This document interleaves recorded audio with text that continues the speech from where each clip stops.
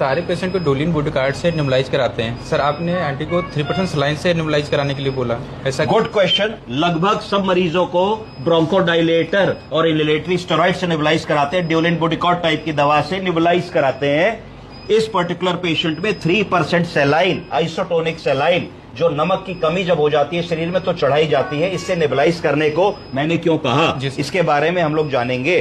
तो कुछ पॉइंटर्स मैं बताना चाहूंगा कि ये क्या करता है कि जो 3% सलाइन है ये एयरवे की सूजन को, एयरवे की एडिमा को कम करता है, सूजन को कम कर देता है। कैसे कम करता है? ऑस्मोटिकली। ऑस्मोटिकली का मतलब है कि 3% सलाइन में नमक की मात्रा बहुत होती है। जब तुम इनहेल करके इसको अंदर लेते हो तो नमक की ऑस्मोलैरिटी ज्यादा होती है, तो ये क्या करता है कि जो सूजन होती है, सूजन का पानी अपनी तरफ खींच लेता है। क्या करता है?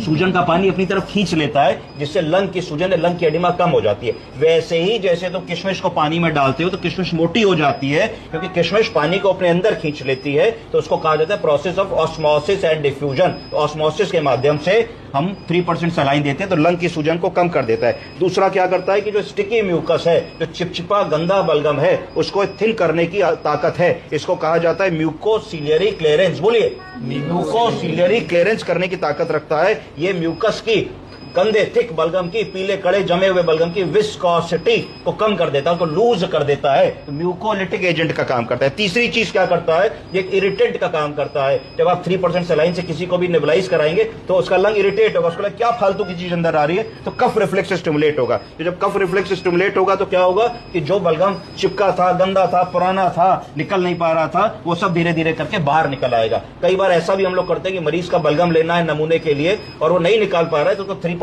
सलाइन से नेबुलाइज कराते हैं और वो थोड़ी बहुत देर में खास करके बलगम निकाल देता है। ये सब जब करते हैं तो क्या होता है कि जो तुम्हारा क्लिनिकल सीवियरिटी स्कोर है वो इंप्रूव होता है, मरीज जल्दी ठीक होने लगता है। और क्या होता है उससे कि हॉस्पिटल का स्टे शॉर्टन हो जाता है। अगर मरीज का लंग ठीक हो जाएगा, ऑक्सीजन हट जाएगी, बाईपैप हट जाएगा, मरीज जल्दी ठीक होकर के घर चला जाएगा। किन बीमारियों में जनरली 3% सलाइन का नेबुलाइजेशन काम आता है?